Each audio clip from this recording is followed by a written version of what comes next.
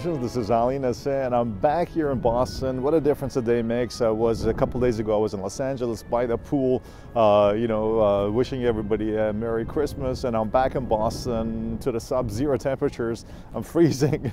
I was actually at work, just got done today, and I was walking home, and I figured I'll make a quick video, informal little tutorial, or rather a Q&A, to answer a question that came up online about quick tips and tricks to find canals, which I thought was kind of important, so that I wanted to get into it. So let's quickly come back and talk about the subject. Okay, while I was on the airplane coming back, I checked my message and I had a message about a question regarding, do you have any tips and tricks to find canals in the second molars and so on, because this individual had some difficulty finding canals.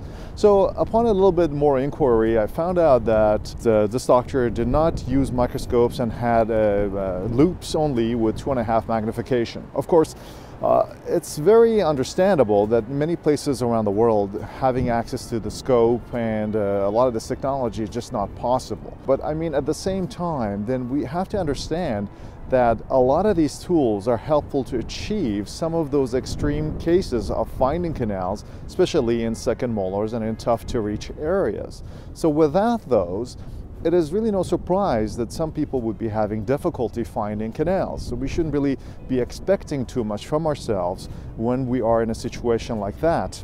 Because I discussed in previous videos and tutorials that some of the basic tips to find canals are, first and foremost, having the background and the fundamental knowledge of root anatomy and pulpal anatomy, then trying to obtain adequate radiography preoperatively, and then being able to transpose that two-dimensional picture of the root and the pulp space based on the radiographs and implement that visually into the three-dimensional picture of the tooth that we're dealing with and its adjacent teeth.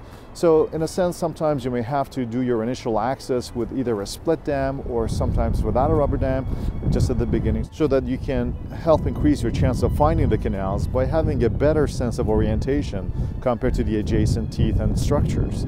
Additionally, some of the other things you need to do is you need to have adequate magnification illumination so you can differentiate between primary dentin, secondary dentin, and tertiary dentin, which is the critical thing in terms of finding canals. And if you can't do that, then you're going to have a tougher time finding canals, especially when it comes to slightly calcified teeth.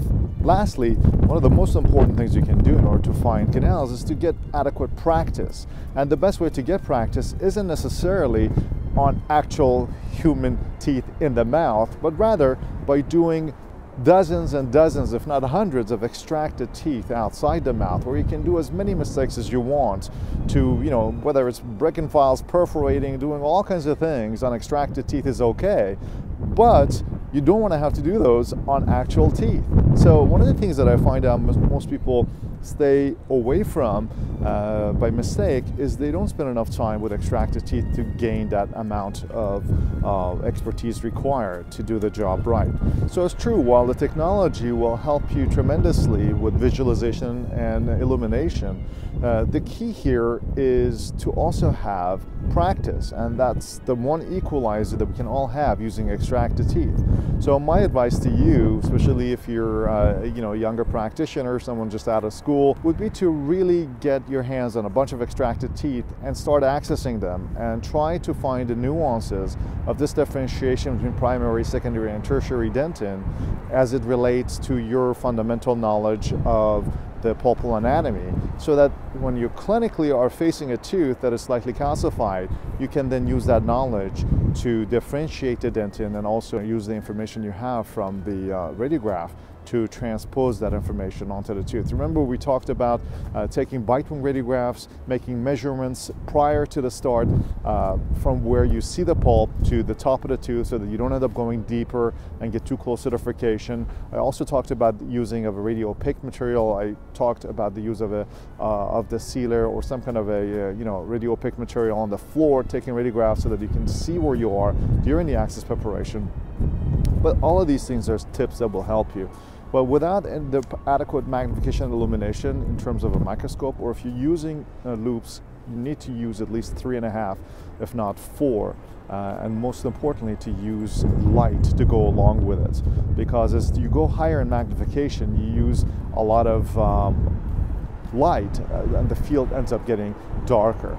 So anyway, I'm freezing to death over here. It's like sub-zero temperatures, but I couldn't wait but just kind of talk about this quick case. I hope this information was helpful to you. Of course, it's kind of a repeat, but it seems like I keep getting the same questions over and over. So I guess one more repeat won't hurt. In the meantime, check out our website. You know, for those of you who are interested in personal training, we have this thing called Ultimate Hands-On Training, where our faculty can come to your practice and we do 2 days of hands-on, where you do extracted teeth, and then the second day you actually see patients and have our faculty supervise you so that you can implement all the stuff you learned the day before. That's really valuable. So anyway, for people to know, Malin is it, and I'll see you in the next video.